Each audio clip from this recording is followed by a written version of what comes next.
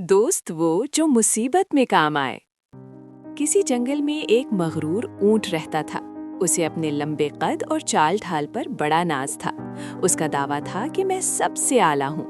उसका जहाँ जी चाहता मुंह उठाकर चला जाता और सब जानवरों से बदतमीजी करता रहता। कोई जानवर अगर उसे छेड़ता तो वो उसके पीछे पड़ जाता। उसके घर के करीब चूहे का बिल था और ऊंट को इस चूहे से सबसे ज्यादा नफरत थी। वो इस चूहे को न जाने क्या क्या अलक़ाबात देता रहता, लेकिन चूहा हंस के टाल देता था। जंगल के सब जानवर ही ऊंट से उसके तकब्बुर की वजह से तंग थे और चाहते थे कि उसे उसके किए की सजा मिले, मगर अभी तक ऊंट को खुली छुट्टी मिली हुई थी। वो बहार का खुशगवार मौसम था। हर तरफ फूल खिले हुए थे और जंगल में भीनी भीनी खुशबू फैली हुई थी। ऊंट सोकर उठा तो उसे बड़ी जबरदस्त भूख महसूस हुई। वो मुंह उठाए चरने निकल गया और अपनी लंबी गर्दन उठाकर दरख्तों के पत्ते, फूल और फल खाता रहा।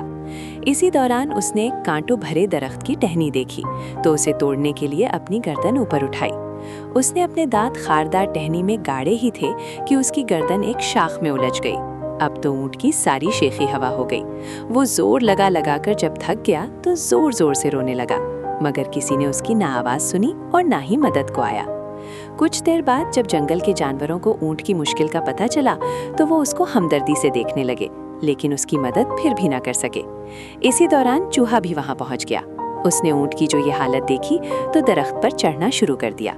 जानवरों ने उसे मना किया, मगर चूहे ने किसी की ना मानी और उस शाख तक जा पहुंचा जहां ऊंट की गर्दन फंसी हुई थी। कमजोर होने के बावजूद उसने किसी न किसी तरह उस शाख को कतर कतर कर ऊंट की गर्दन आजाद की तो ऊंट की जान में जान आई। अब ऊंट को मालूम हो चुका था कि जंगल में हर जानवर अहम है। उसका गुरूर खाक में मिल चुका था। उसने सब जानवरों से माफी मांगी और चूहे को अपना पक्का दोस्त बनाने का ऐलान भी किया। सब जानवर हंसते हुए अपने घरों की तरफ चले गए। सच है, जो मुश्किल में काम आए वो दोस्त है।